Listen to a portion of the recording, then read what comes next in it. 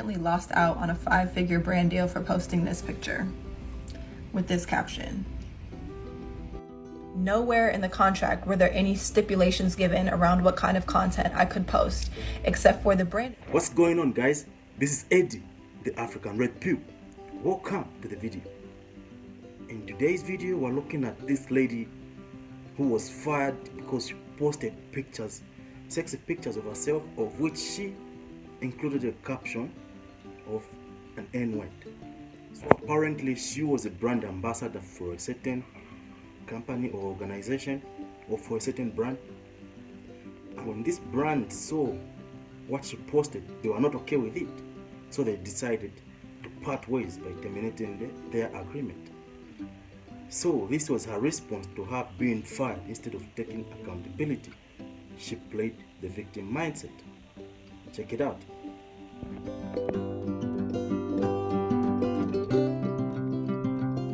I'd like to take a minute to discuss the harsh reality that Black content creators face.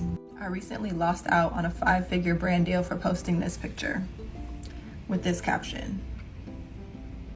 Nowhere in the contract were there any stipulations given around what kind of content I could post, except for the branded content, which would be approved by the company. As for my personal content, nothing was said. After posting that picture and posting that caption, I received a phone call from my agent saying that the company thought it was inappropriate. And I just want to take a second to unpack that. When I read that caption, I read a playful articulation of the love I have for my man. It's been generally agreed upon by the Black community for decades that the N-word isn't derogatory, it's a term of endearment. And that brings us to the photo. Yet again, when I look at this picture, I see playfulness. I see a Black girl living her best life, having fun. There's nothing inappropriate about it to me, especially not in the world we live in today. For centuries, Black women's bodies have been scrutinized, they've been picked apart, they've been deemed unworthy, they've been deemed inappropriate, and this is yet again an extension of that rhetoric. It's the hypersexualization of the Black female body which has led to this very conversation. The only way someone else could deem this as inappropriate is if they projected their sexual desires onto me, or if they projected their underlying judgments onto me, which is what we call prejudice. Now, typically I would brush that off and say that's a you problem, but it becomes a me problem because it threatens my livelihood, just the same way these systems of oppression have threatened the livelihood of Black women for centuries. Furthermore, you want access to my audience, which is mostly Black women, without actually having a full appreciation for Black culture. Why is it that what's considered appropriate or professional is always adjacent to whiteness? You want the activist part of me that's articulate and intelligent, but that's just one side of my Black girl magic.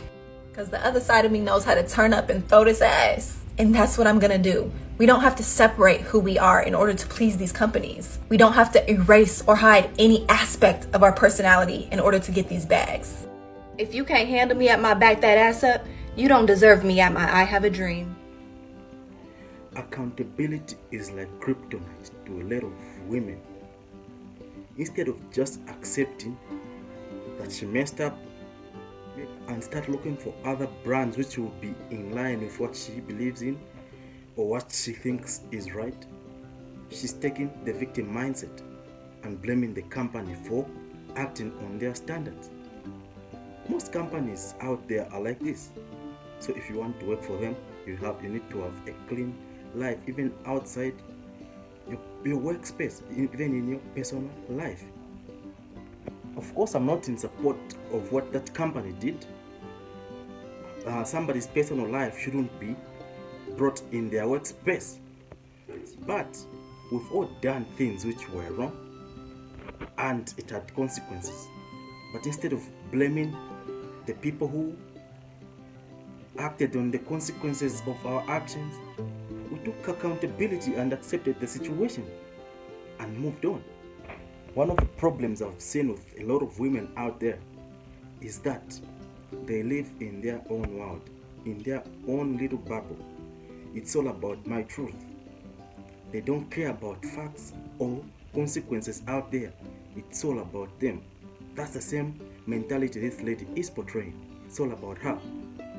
Come on, if you post sexy pictures, of course, you might think in your head it's not sexy, but to some other people who are watching, those are raunchy pictures.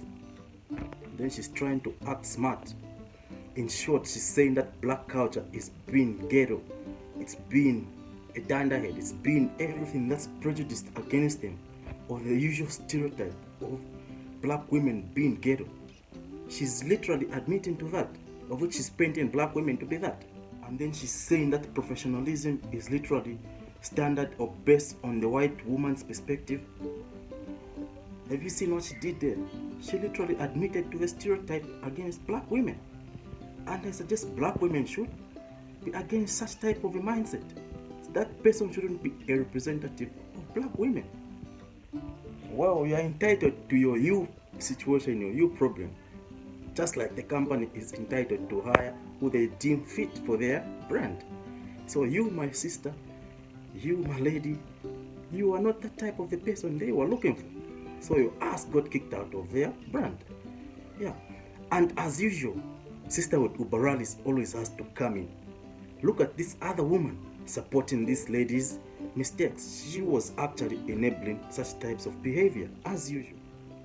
Look at Shackles of respectability politics, because nothing this black woman said was wrong at all, and I have several points to make.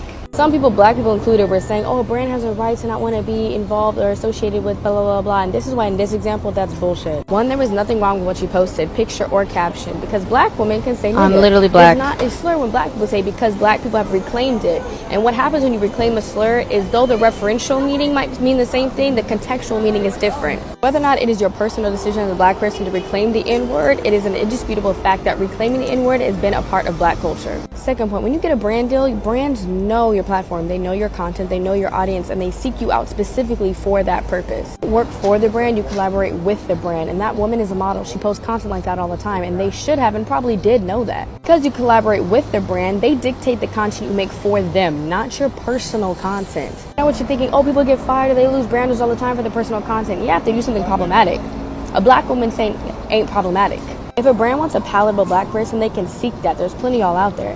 The thing is, these brands use blackness as a trend, so they'll seek that out, and then when they realize, oh, this is authentically us, they try to tone police and dictate how we speak or what we say or what we do. If you don't believe me and you really think it's about the N-word, interesting. How is it then that all these white content creators can do trends, dances, where the songs or sounds have the N-word in them, do these trends where they dramatically don't say the N-word, right? And they still get brand deals. It's never stopped them from getting a bag.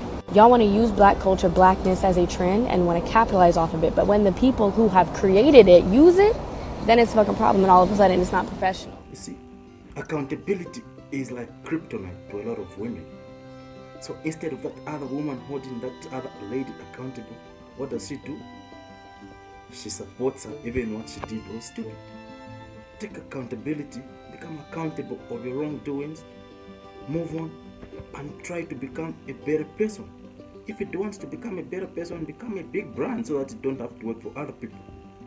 Or else, the companies, the brands, they've got the right to let you go, depending on the contract you signed with them.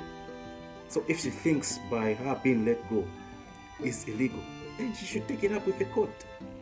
Yeah, the law will act on it and see who is wrong or right. But I believe, I'm a lawyer, but I believe those details were put in the contract, but she just didn't read the contract, or she didn't understand it. She just signed it because she saw the 5-figure deal. Yeah, this is where I'm gonna end my video. Comment on this topic, hit like, and subscribe if you haven't. I'll see you in the next video. Peace.